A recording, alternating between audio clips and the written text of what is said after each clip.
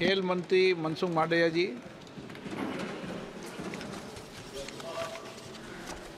Speaker साहब, भारतीय wrestler Vinesh Phogat Paris Olympic की स्पर्धा से बाहर होने पर मैं एक वक्तव्य देना चाहता हूँ। भारतीय रेसलर विनेश फोगाट को तय कैटेगरी में ज़्यादा वजन 100 ग्राम होने की वजह से पेरिस ओलंपिक से बाहर होना पड़ा है। विनेश 50 केजी की कैटेगरी में खेल रही थी। स्पर्धा के लिए विनेश का वजन 50 किलोग्राम होना अनिवार्य था। UWW के नियमों और विनियमों के अनुसार सभी प्रतियोगिताओं के लिए संबंधित श्रेणी के लिए प्रत्येक सुबह वजन माप का आयोजन किया जाता है। अनुच्छेद 11 के अनुसार यदि कोई एथलीट वजन माप प्रथम अथवा द्वितीय में भाग नहीं लेता है अथवा असफल हो जाता है तो उसे प्रतियोगिता से बाहर कर दिया जाता है और बिना किसी रैंक के अंतिम स्थान पर रखा जाता है। 7 अगस्त 2024 को 50 किलोग्राम महिला कुश्ती के लिए वजन का निर्धारण 7:15 और 7:30 पेरिस समय के अनुसार रेपोचेज और फाइनल में भाग लेने वाले पहलवानों के लिए किया गया था। विनेश का वजन 50 किलो 100 ग्राम पाया गया, इसलिए वे स्पर्धा के लिए अयोग्य घोषित की गई।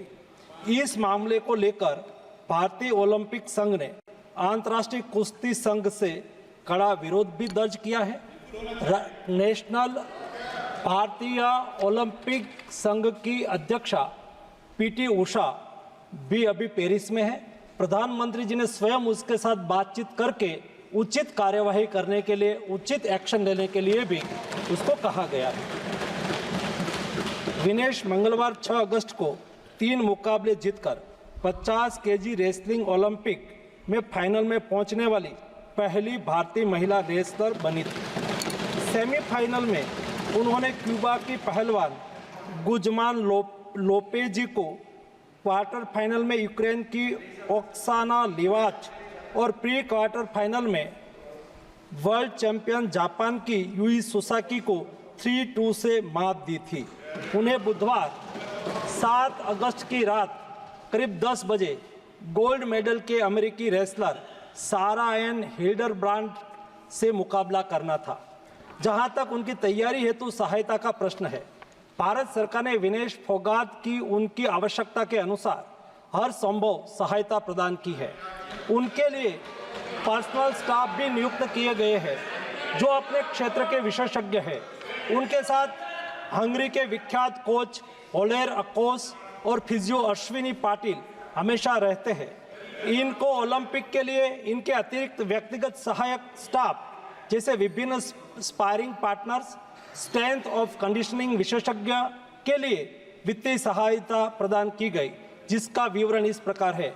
ओलेर अकोच कोच के रूप में उसके साथ थे, वैन पैट्रिक लॉम्बार्ड स्ट्रेंथ और कंडीशनिंग विशेषज्ञ, अश्विनी जीवन पाटिल फिजियोथेरापिस्ट, मयंक सिंह गरिया स्ट्रेंथ और कंडीशनिंग विशेषज्ञ, शुभम और अरविंद स्पारिंग पार्टनर।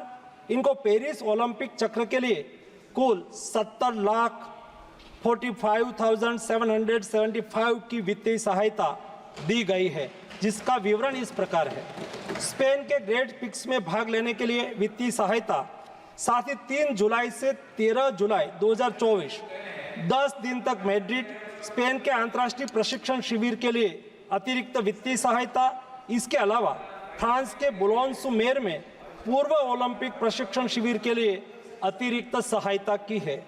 2024 अंतर्राष्ट्रीय कुश्ती संघ सेकंड रैंकिंग सीरीज में 6 जून से 9 जून 2024 4 दिन तक बुडापेस्ट हंगरी में भाग लेने के लिए और 10 जून से 21 जून 2024 तक टाटा ओलंपिक सेंटर हंगरी में अंतर्राष्ट्रीय प्रशिक्षण शिविर के लिए अतिरिक्त सहायक स्टाफ के लिए वित्तीय सहायता की है।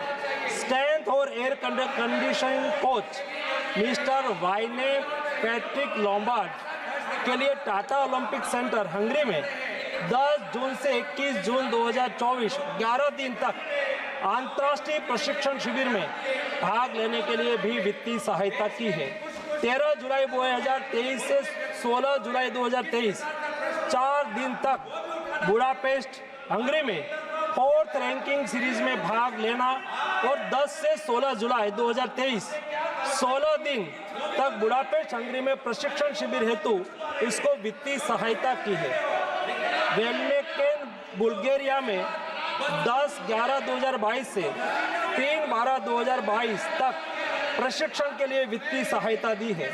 उनके रिहाई प्रक्रिया के लिए आवश्यक उपकरण खरीदने के लिए भी वित्तीय सहायता की गई है। 2020 टोक्यो ओलंपिक चक्र में 1,13,98,224 रुपये का आर्थिक सहयोग उसको किया गया था।